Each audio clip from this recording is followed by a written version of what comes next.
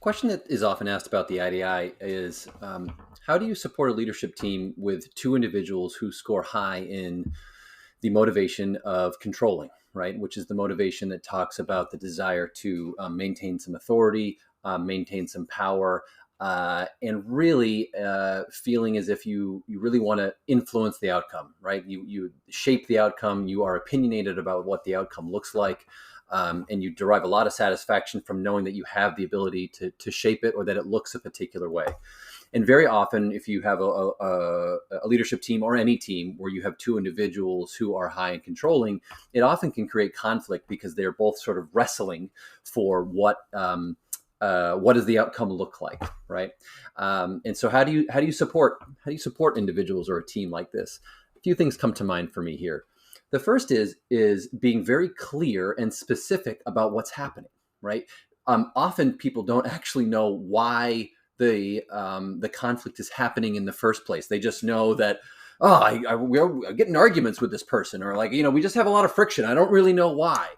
And so being very specific about what is going on, right? That they both have a strong desire, a strong motivation to influence the outcome, and that's why they seem to be butting heads can be really helpful. And just gaining that awareness about what is actually happening and why it's happening is valuable in its own right, and it can lead to some really helpful and I think fruitful conversations. I think sometimes I've been in situations before where that knowledge alone led to some pretty good breakthroughs in terms of how the individuals work together. The second thing here is reminding them that they're working toward the same end in some way. And that, yes, it's okay to be opinionated about what the outcome is, but very often, the give and the take is more important, and you end up usually with a better outcome if multiple parties are listened to. And explaining this can be really, I think, helpful and, again, eye-opening here too, in terms of, hey, you're both working toward the same thing here, right?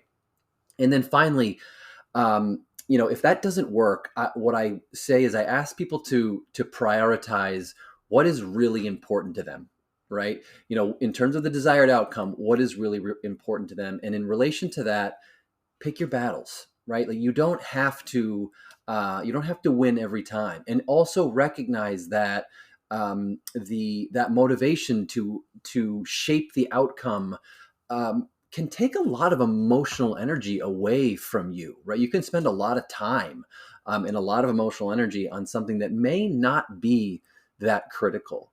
And that can, again, giving people that knowledge, giving people that awareness can be helpful as they sort through potentially how they work together.